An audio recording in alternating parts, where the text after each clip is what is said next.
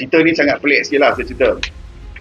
Dia adalah warga emas. Pada 2024, dia pinjam daripada Along RM6,000. Disebabkan dia ada hutang pada tahun 2024 tu, Along ni, dia kata, okay, cara nak bayar hutang kau kena bekerja. Kerja dia adalah pergi buka account bank. Kedua-dua lah. Ini isteri dia, Aunty Connie. Kat belakang tu ada dia punya suami dia, Uncle Tan. Mereka ditugaskan untuk buka account bank lebih kurang pada 17/3/2026. Apabila dia enggan membuka account bank lagi. Dia tak nak buka dah sebab dia dah tahu dah benda ni adalah kaldai account. Dia dipanggil oleh Along. Along ni belasah dia. Dia kena pukul dengan dua orang sampai kena pijak.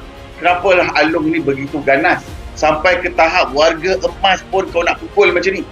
Sebenarnya suami dia ada kanser stage keempat. Sebabkan untuk perempatan dah buat pinjaman RM6,000 dengan Along ni.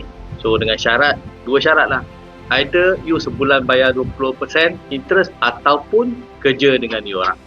Berkali-kali tanya, kerja ni betul ke? Haram ke? Dia kata tak ada hal.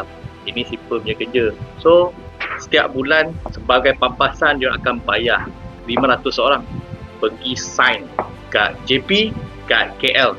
Sampai baru perasan IC anti punya alamat pun diorang bawa dia pergi JPN untuk tukar alamat.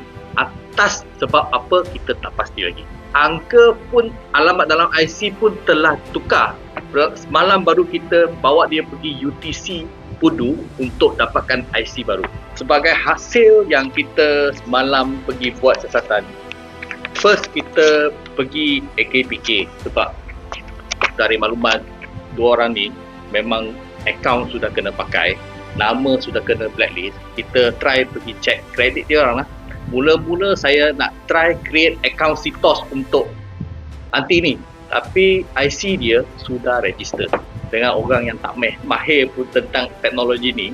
Macam mana IC dia sudah register dalam Sitos. Maksud kita tak boleh buat apa lah, kita tak boleh nak login lah.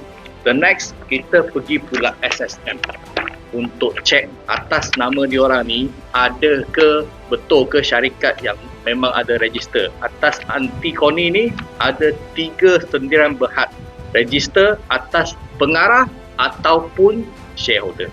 Untuk angka pula 2 syarikat sendirian berhad. Kita setakat boleh check sendirian berhad ada enterprise ke, trading ke, register bawah nama diorang, kita tak pasti lagi.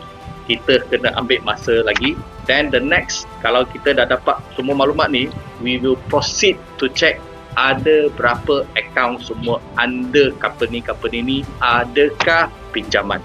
Sebab blank, dua orang tua ni langsung tak tahu, suruh pergi je sign, pergi je sign, sampai nama angka pun memang sudah blacklist. Dah tak boleh nak buat dah. Itulah jadikan Aunty ni kena pukul sebab nama dia masih boleh pakai dia, tapi dia enggan pergi sign.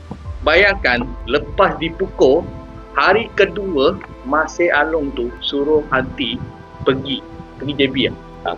Pergi JB untuk sign lagi. Nama mangsa kini memang ada kaitan dengan risiko yang tertentu lah. Sebab mungkin money laundering, mungkin untuk buat kutipan Along. Kita pergi ke Ipoh sana, kita bawa dia sekali, kita pergi ke kedai Along tu lah. Dia ada satu restoran dekat sana, kedai dia dekat belakang ada kedai massage lagi. Lepas masa dia datang, dia cakap Aunty ni hutang dia duit.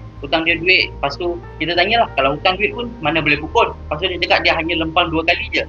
Kita tahu kedai dia ada CCTV, so kita suruh dia buka CCTV, kita nak tengok juga. Masa kita tengok CCTV tu, bukan setakat lempang 2 kali je, tak, dari lempang dulu, tumbuk muka sampai Aunty tu dah jatuh dekat lantai. Mereka pijak dia lagi dekat dada sini. Ada recording semua ada.